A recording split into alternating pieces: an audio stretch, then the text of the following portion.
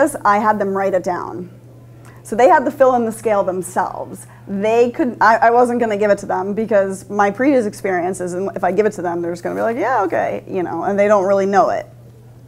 So I made them write down, and I emphasized that 3 was where they needed to be. 3 was the goal of where they needed to be by the end of the quarter. Some of them may already be there.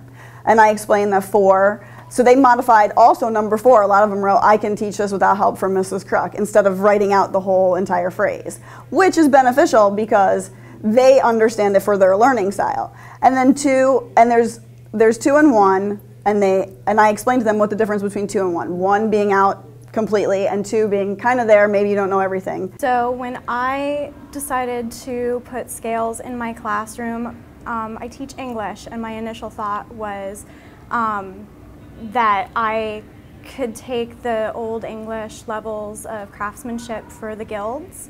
So instead of numbering 1 through 4 with 3 being the most proficient, I actually have from apprentice to grandmaster, with master showing that they've actually mastered the skills. So at the beginning of the year, we talk about the way that guilds worked in the Renaissance period and in the late medieval period.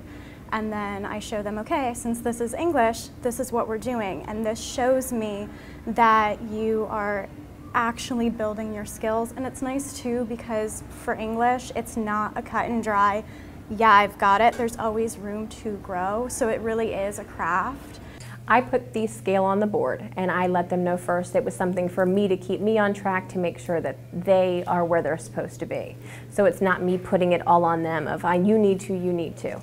I put it on me first, so I can just monitor and see how you're doing, not making the kids realize that they're tracking their own progress. When I introduced scales, I had to make some connection to our rubrics that we've talked about. We have writing rubrics, we have behavior rubrics, we have those expectations. So when we talk about expectations was kind of our first goal.